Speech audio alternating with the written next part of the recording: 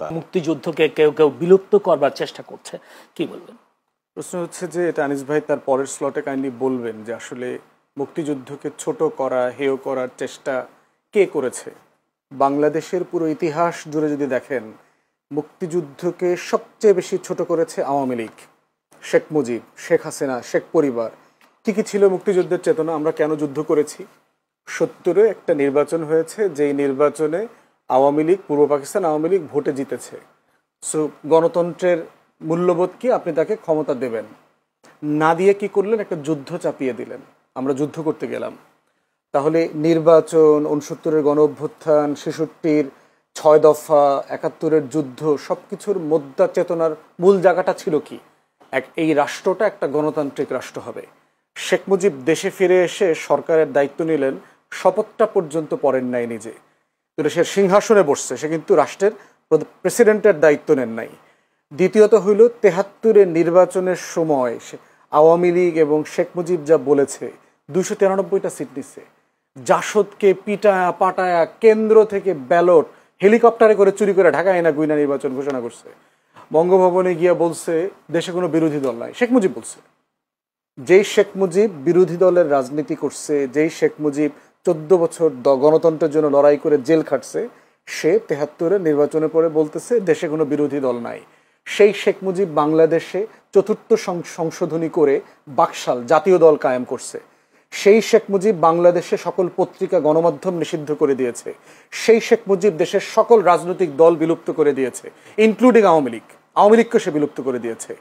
তাহলে যেই কারণে আমরা 6 দফাকে আমাদের মুক্তির দলিল বলেছিলাম, যেই কারণে 69-এর গণ অভ্যুত্থান হইল, যেই কারণে পূর্ব পাকিস্তান আওয়ামী লীগকে 70-এর নির্বাচনে মানুষ ভোট দিল, যেই কারণে আপনার 71-এর যুদ্ধ হইল, লড়াইতে এই তাজউদ্দিনের প্রবাসী সরকার সবাই মিলে যুদ্ধ করলো, তার প্রত্যেকটা ফাউন্ডেশন স্টোনকে এই শেখ পরিবার, শেখ মুজিব, আওয়ামী লীগ ধ্বংস করে দিয়েছে 72 থেকে 75-এ। ঠিক একই জিনিস আপনি গত 16 বছরে দেখেন, মুক্তিযুদ্ধের চেতনা কি জিনিস।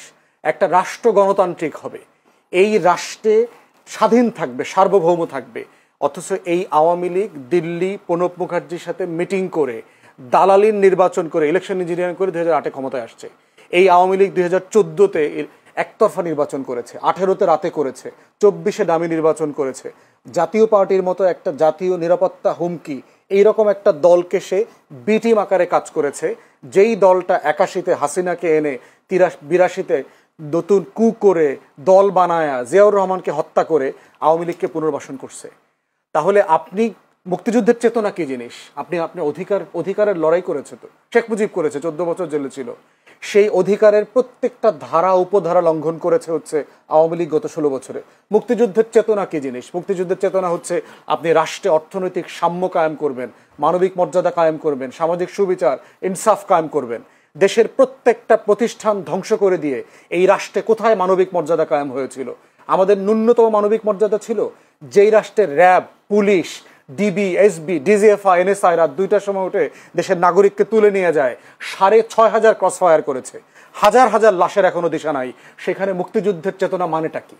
মুক্তিযুদ্ধের চেতনা মানে হচ্ছে আমার রাষ্ট্রটা সবার হবে। এই মুক্তিযুদ্ধের চেতনা মানে কি $234 বিলিয়ন বিদেশে পাচার করা? এই মুক্তিযুদ্ধের গল্প বলে বলে বাংলাদেশের 80% ভুয়া মুক্তিযুদ্ধ বানাইছে, 30 লাখের গল্প বানাইছে। এই মুক্তিযুদ্ধের চেতনা নামে আমরা শহীদদের একটা তালিকা করি নাই। 6,757 জন শহীদ মুক্তিযোদ্ধা ভাতা নাই। তাহলে শহীদের 30 লাখের গল্প কতজন আসছে? বীরঙ্গনা 504 জনের তালিকা আছে মুক্তিযুদ্ধ মন্ত্রণালয়ে। আপনি 2 লাখ বীরঙ্গনার গল্প বলেন কেন? মিথ্যাচার দিয়ে কি রাষ্ট্রাচার হয়, রাষ্ট্র তৈরি হয়? তাহলে শেখ হাসিনা গত 16 বছর মুক্তিযুদ্ধের চেতনার নামে যা করছে, ঠিক তাই ছিল 6 দফার বিপক্ষে, 71-এর যুদ্ধের বিপক্ষে, 70-এর নির্বাচনের বিপক্ষে, 69-এর গণ অভ্যুত্থানের বিপক্ষে। অতএব এই রাষ্ট্রের স্বাধীনতা সার্বভৌমত্বের সবচেয়ে বড় শত্রু হচ্ছে আওয়ামী লীগ। ফুয়াদ আরেকটা বক্তব্য বেশ ভাইরাল হয়েছে, আপনি বলেছেন মুক্তিযুদ্ধের সময় আওয়ামী লীগ বা কিংবা শেখ মুজিব কখনো যুদ্ধে অংশ নেননি। বিষয়টা একটু যদি খুলে বলতেন। একটু লম্বা টপিক, এখন আপনি এই আলোচনা ঢুকবেন কিনা? বিষয়টা দেখেন, 25শে মার্চ যখন গোল table round table meeting fail করলো, সন্ধ্যার পরে ইতিমধ্যে ক্র্যাকডাউনের প্রিপারেশন চলছে। আওয়ামী লীগের নেতারা খবর পেয়ে গেছেন রাতে ক্র্যাকডাউন করবে। তাজউদ্দিন আহমেদের ডায়েরিতে পড়বেন লিখছে, তাজউদ্দিন আহমেদ 32 নম্বরে গেছে, গিয়ে বলতেছে মুজিব ভাই আমরা তো পালাইতে হবে কিছুক্ষণ পরে। তো তো আপনার একটা বক্তব্য, এবং সে একটা রেকর্ডার নিয়ে গেছে, কাগজ কলম নিয়ে গেছে, যে আপনি একটা বক্তব্য রেকর্ড করে দেন, আমরা তো ছিন্ন বিচ্ছিন্ন হয়ে যাব, দেশে যুদ্ধকে অর্গানাইজ করতে হলে আপনার একটা বক্তব্য লাগবে। সেটা দিতে অস্বীকার করেছে। এরপর বলতে ঠিক আছে, আপনি কাগজ কলম একটু লিখে দেন, লিখে একটু সাইন করে দেন, আমরা কি পড়বো আপনার পক্ষ থেকে, মানুষকে জানাবো, এটা প্রয়োজন আমিই পড়বো আপনার তরফ থেকে। সে বলতেছে আজকে ক্র্যাকডাউন হবে, আমি এটার বিরুদ্ধে প্রতিবাদ করে দিছি অলরেডি, এগুলো মেনে নেব না। 27 তারিখে হরতালের ডাক দিয়েছি, বাসায় গিয়ে নাকে তেল দিয়ে ঘুমা, 27 তারিখ হরতাল হবে। শেখ মুজিব 25 তারিখে পালানোর আগে সে 27 তারিখে হরতালের কর্মসূচি দিয়েছে। অবশ্যই পালিয়েছে। সে ক্যান্টনমেন্টের সাথে অ্যারেঞ্জমেন্ট করেই পালাইছে। ক্যান্টনমেন্ট থেকে গাড়ি আসছে, তার সুটকেস রেডি করে দিয়েছে তার ওয়াইফ, পুরো বর্ণনা আসছে হিস্ট্রির বইগুলোতে, দেখেন সে আস্তে পালায় চলে গেছে। তো এই হলো শেখ মুজিবের যুদ্ধ। পরবর্তীতে দেখেন তাজউদ্দিন আহমদের ডায়েরিতে এই কথা লেখা আছে, মুজিব ভাই আপনাকে তো কখনো বলতে পারলাম না যুদ্ধটা আমরা কিভাবে করেছি, কিভাবে অর্গানাইজ করেছি। শেখ মুজিব মুক্তিযুদ্ধের গল্প কোনোদিন 71-এর প্রবাসী সরকারকে ডেকে এনে জিজ্ঞেস করেন নাই, কোনোদিন জানতে চান নাই। বহুবার তাকে বলা হয়েছে, সে কোনোদিন মুজিবনগরে যায় নাই।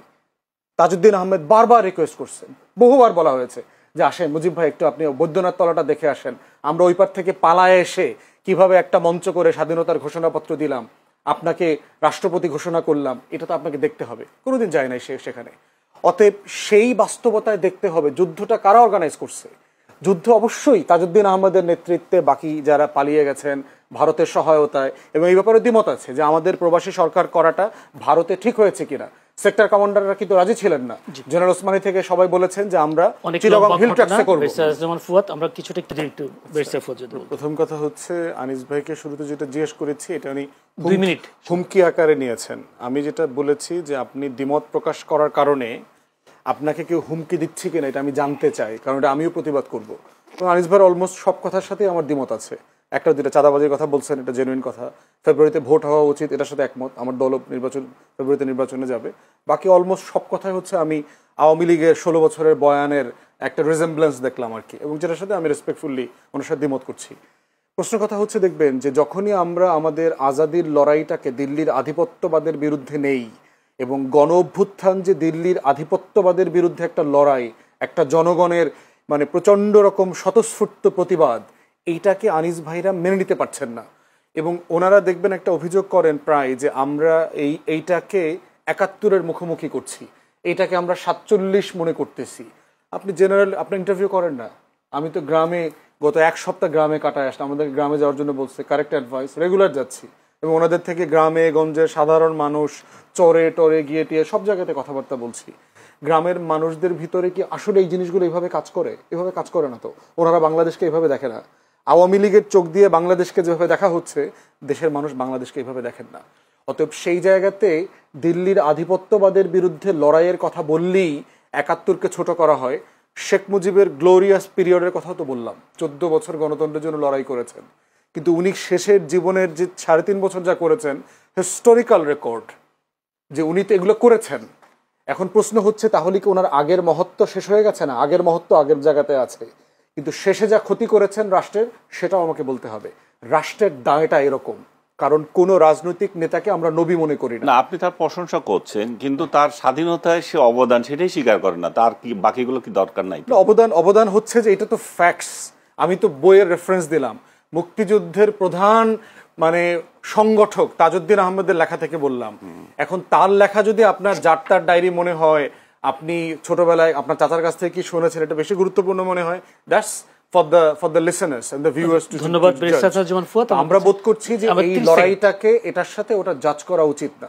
প্রত্যেকটাই আমার ইতিহাসের গুরুত্বপূর্ণ লড়াই, এবং এই দিল্লির আধিপত্যবাদের বিরুদ্ধে যে লড়াই, এই লড়াইটা আমাদের লড়াইয়ের জায়গা থেকে মেনে নেওয়া দরকার। কেউ বলে নাই, জুলাই অভ্যুত্থানের কোনো ব্যক্তি বলে নাই যে তারা 71-কে ছোট করে দেখতে চায়, তারা 47 অস্বীকার করে, তারা শেখ মুজিবকে অস্বীকার করছে, ভাসানীকে অস্বীকার করছে, কেউ বলছে না। আবার তারা এটাও বলছে না যে অমুকের থেকে বড় নেতা। সব নেতার অবদান যেমন আছে, তার রাজনৈতিক ইতিহাসের ভুলও আছে, দুটোই একসাথে বলতে হবে।